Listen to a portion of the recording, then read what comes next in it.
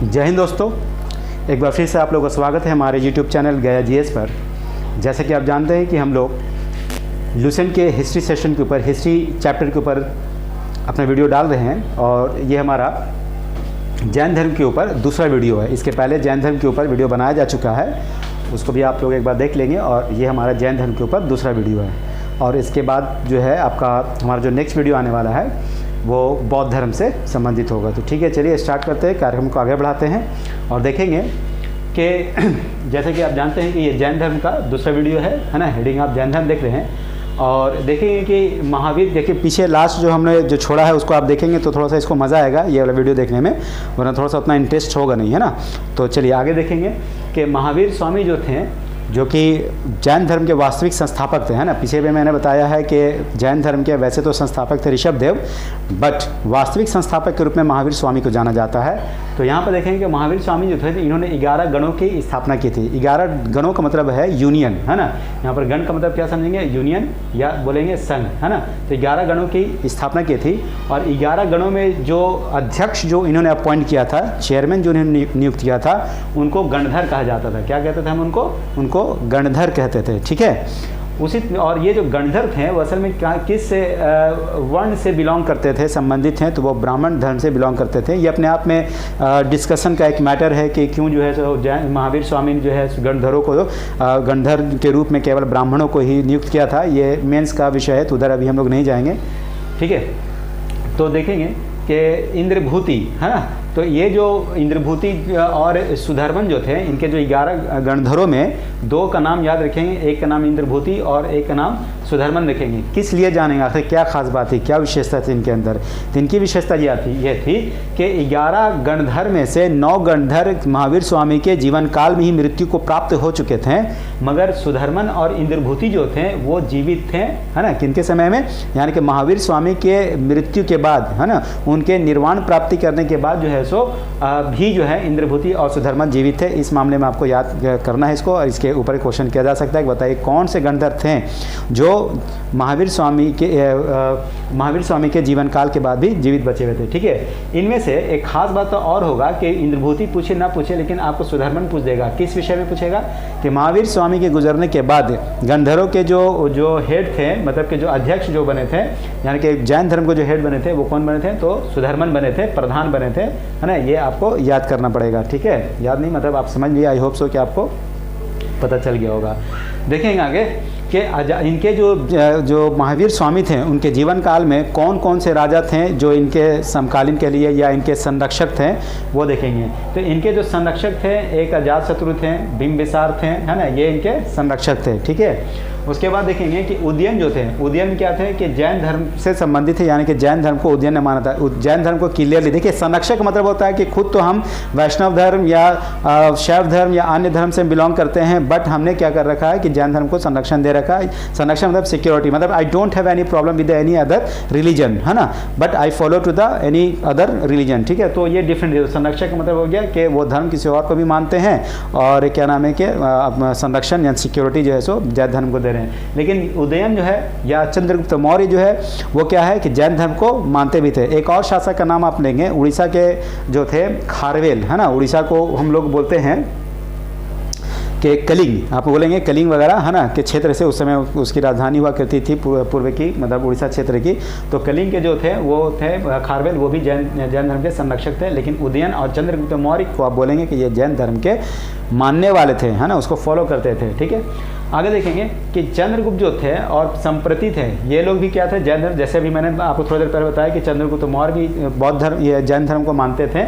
और उनके पौत्र मैंने लिखा यहाँ पर, उनके पोता संप्रति था, तो वो भी जो क्या करते थे कि जैन धर्म को मानते थे, वो उसके अनुयायी थे।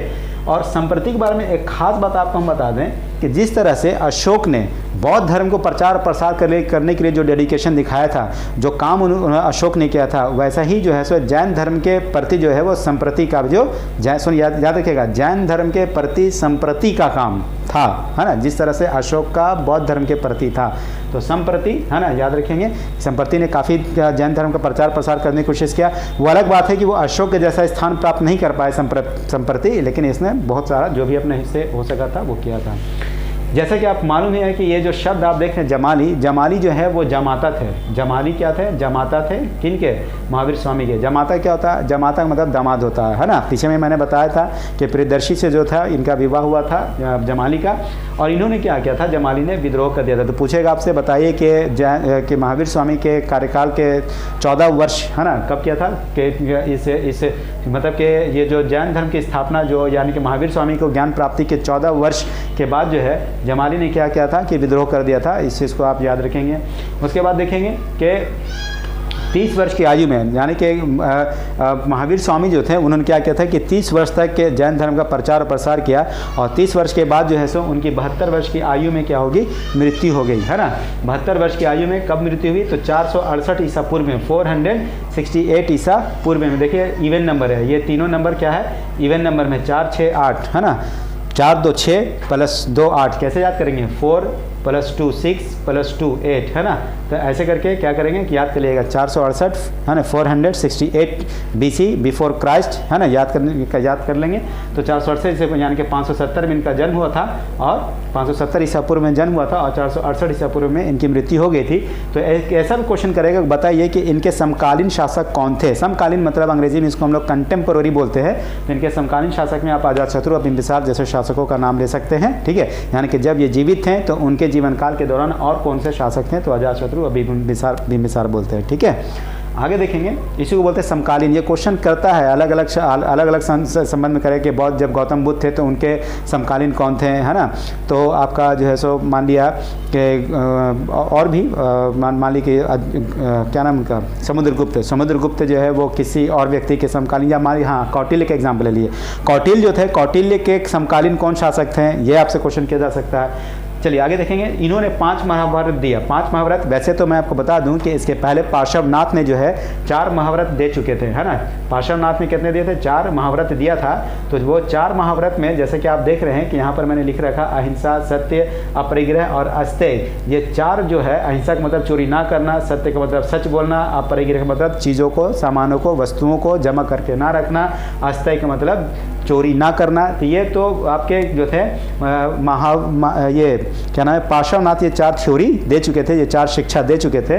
और एक शिक्षा इन्होंने जो है ऐड किया था, उसका नाम था ब्रह्मचर्य। ब्रह्मचर्य का मतलब होता है कि एक ऐसा जीवन जिसमें शादी विवाह ना करना है ना, बिल्कुल इंडिविजुअल लाइफ को गुजारना और केवल धर्म के प्रति अपने जीवन को पूरा समर्पित कर देना है ना। इस तरह की चीज़ ब्रह्मचर्य के अंतर्गत होते हैं है ना। तो 5वां महाव्रत, या एक तो यह पूछेगा 5 महाव्रत किसने दिया? तो 5 महाव्रत आप बोल सकते हैं कि महावीर स्वामी ने दिया, या 5वां महाव्रत का मतलब है ब्रह्मचर्य, ये जो है सो महावीर स्वामी ने दिया। आपको क्वेश्चन के डिमांड को समझना है। मैंने सारे थ्योरी दे दिए है कि क्वेश्चन कैसे कर रहा है, वो आप थोड़ा सा डील कर लेंगे। ठीक है, क्योंकि होता क्या है कि क्वेश्चन के डिमांड को समझना जरूरी है, नहीं तो होता क्या है क्वेश्चन कुछ होता है, समझ कुछ जाते हैं तो थोड़ा गड़बड़ हो जाएगा।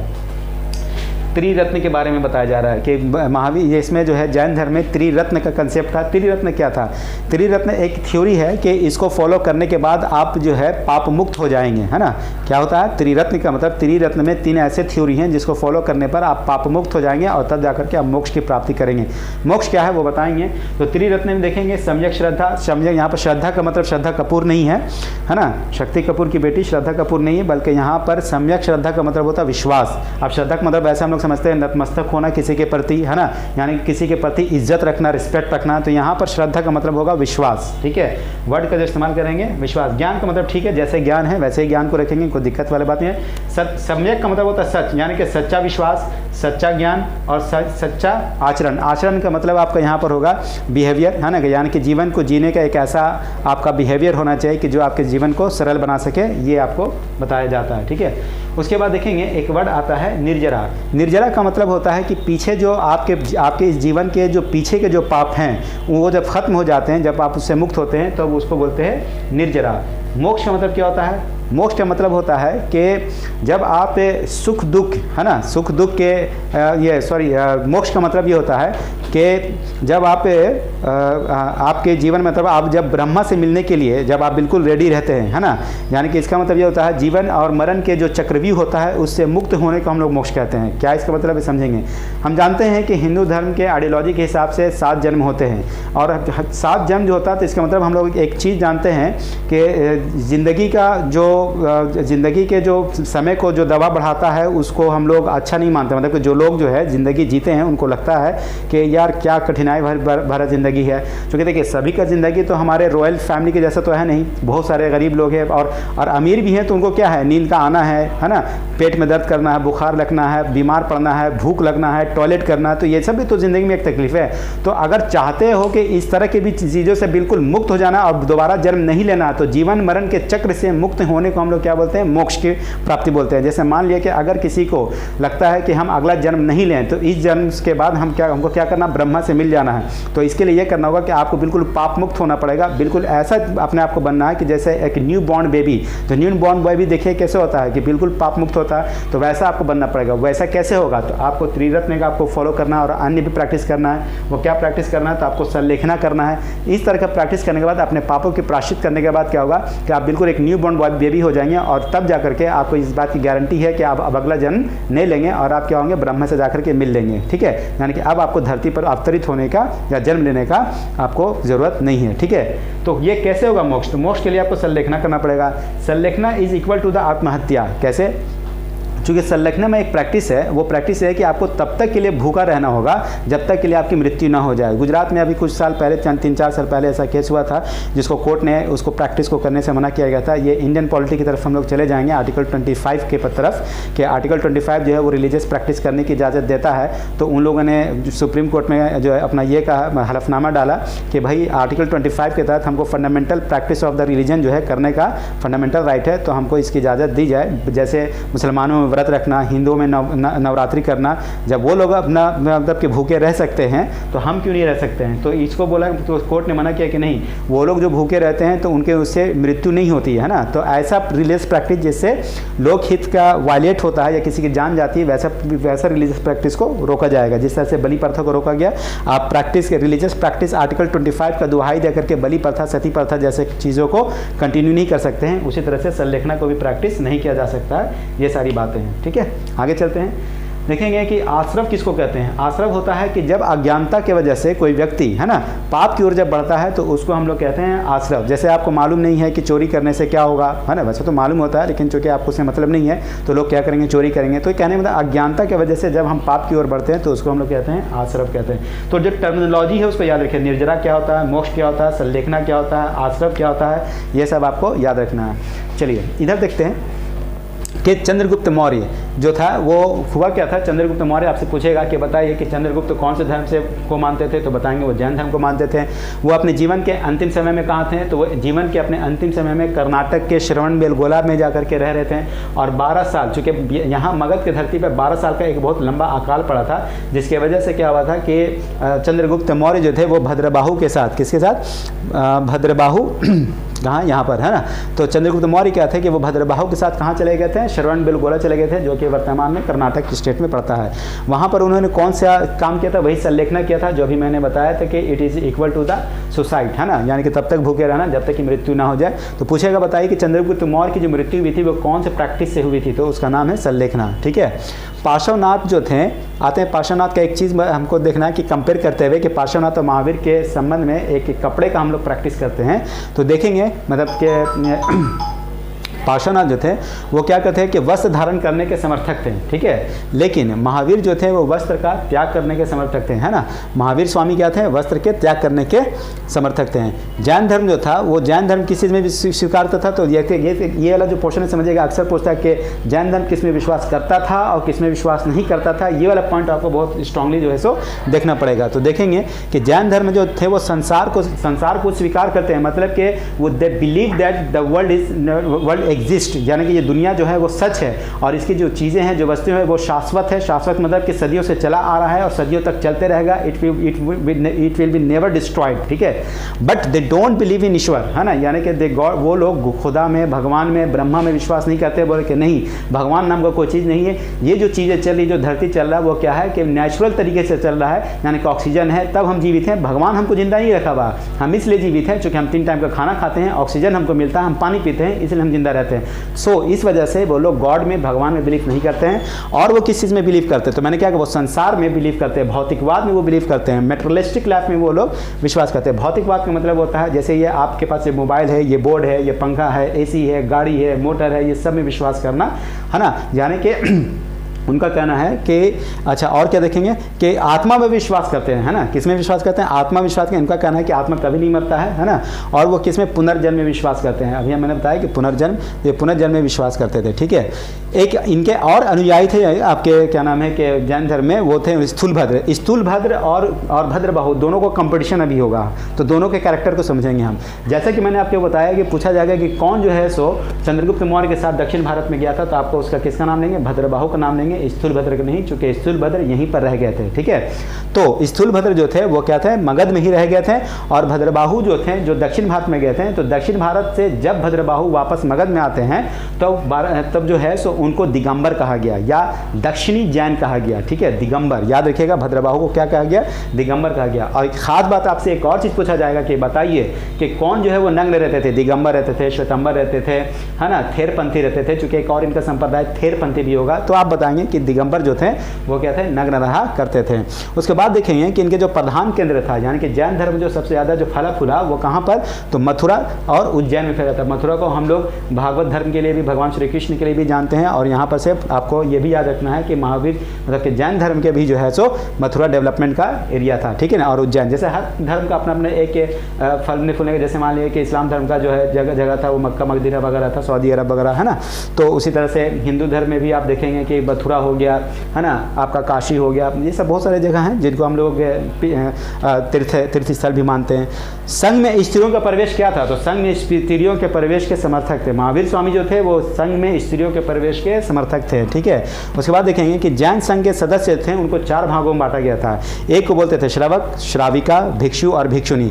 श्रावक श्राविका जो होते थे वो उनको गृहस्थ जीवन गुजारना पड़ता, यानी कि देखिए कोई लोग बोलता है कि भाई हम ऐसा है कि हम धर्म तो एक्सेप्ट कर लेंगे लेकिन हम बाहर घूमे फिरेंगे नहीं, मतलब कि हाथ में कुछ थैला वाला लेकर के हम जो है सो भिक्षा टन वगैरह मांग के खाएंगे नहीं, तो हम गृहस्थ जीवन यानी घर में रह करके हम जैन धर्म को मानना चाहते हैं। बोला ठीक है कोई बात नहीं, तो घर में रह करके अपने गृहस्थ जीवन को चलाते हुए मियाँ बीवी बच्चे बाप दादा के साथ रह करके जो जैन धर्म को फॉलो करता था, तो मेल और फीमेल दोनों फॉलो करते होंगे। तो वही बात है कि जो मेल जो होगा उसको हम लोग बोलेंगे मेल को श्रावक, और फीमेल को जो है वो बोलेंगे क्या, श्राविका। घर में रह करके जो श्रावक और श्राविका जो धर्म को फॉलो करते थे, ठीक है। और भिक्षु भिक्षुणी जो होते थे, यानी कि मेल होगा तो भिक्षु और फीमेल जो होगी तो भिक्षुनु, ये लोग क्या करते थे, घर से बाहर, घर को त्याग करके जो है सो जैन धर्म को प्रचार प्रसार व उसको मानते थे। और इनके लिए जरूरत है कि ये 5 व्रत मानेंगे, ना कि देखिए याद रखिएगा 5 व्रत मानने के लिए 5 महाव्रत जो कि भी मैंने पीछे बताया था, आप यहाँ पर देखेंगे मैंने 5 व्रत, अहिंसा, सत्य, अपरिग्रह, अस्तेय और ब्रह्मचर्य जो मैंने आपको बताया है। तो ये 5 व्रत को महाव्रत को मानने के लिए जरूरी था कि इनको भिक्षु और भिक्षुणी के लिए, है ना, आप जो है सो इनको श्रावक और श्राविका के लिए 5 महाव्रत जरूरी नहीं था, ठीक है। ये जो थे वो क्या करते थे कि इनका जो विश्वास था वो व्यापार पर ज़्यादा विश्वास करते थे। चूँकि अहिंसा पर इनका इतना ज़्यादा कंट्रोल था, मतलब इतना ज़्यादा विश्वास था कि इनका मानना था कि अगर हम कृषि करेंगे तो उससे कई जीवों की हत्या हो सकती है, कीड़े मकोड़े जो है सो मारे जा सकते हैं, तो हम वो नहीं करेंगे। तो उन्होंने कृषि की जगह पर व्यापार को ज़्यादा समर्थन दिया। तो आज हम देखेंगे कि जैन धर्म के जो लोग होते हैं या वो लोग व्यापार में जो है सो बहुत ज़्यादा विकसित हैं, वर्तमान में भी देखेंगे, ठीक है। एक किताब पुस्तक है जैन धर्म के से संबंधित, उसका नाम है कल्पसूत्र। याद रखिएगा एकमात्र इसकी पुस्तक ऐसी पुस्तक है जो संस्कृत भाषा में, जैन धर्म की एक पुस्तक कल्पसूत्र है जो कि किस भाषा में, संस्कृत भाषा में। इसको बहुत अच्छे से याद रखिएगा, ठीक है। वरना अक्सर जो बुक्स मिलेंगे इस धर्म से तो वो या तो प्राकृत भाषा या पाली वगैरह में आपको मतलब कि इसमें लिपि वगैरह में मिलेगा आपको, ठीक है। यहाँ पर एक और मंदिर के बारे में हम लोग बात करेंगे। तो दिलवाड़ा में याद रखिएगा कि दिलवाड़ा का मंदिर जो कि राजस्थान के माउंट आबू, याद रखिएगा कौन सा, राजस्थान के माउंट आबू जो पर्वत चोटी है जो कि आपका अरावली पर्वत पर पड़ता है। कहाँ पर पड़ता है, अरावली पर्वत जो है राजस्थान में पड़ता है। तो अरावली पर्वत पर जो है सो राजस्थान के अरावली पर्वत पर जो है माउंट आबू है, क्या है माउंट आबू, है ना। तो माउंट आबू जो है देखिए पहला है राजस्थान में क्या है, अरावली पर्वत है। अरावली पर्वत पर कौन सी चोटी है, माउंट आबू है। और माउंट आबू पर क्या है कि दिलवाड़ा मंदिर है। तो पूछा जाएगा दिलवाड़ा मंदिर कौन से धर्म से संबंधित है, तो जैन धर्म से। फिर से बोले हैं, राजस्थान, अरावली पर्वत, आपका अरावली पर्वत, माउंट आबू, दिलवाड़ा का मंदिर जैन धर्म से संबंधित है। तो ठीक है, तो जैन धर्म से संबंधित आज हमारा वीडियो ये समाप्त होता है। तब तक की और आगे जो वीडियो हमारा बनेगा, इसके आगे जो नेक्स्ट वीडियो बनने वाला वो बौद्ध धर्म का बनेगा। तो I hope so you would like this video and thank you very much. तो इसी के साथ सभा को समाप्त किया जाता है। धन्यवाद।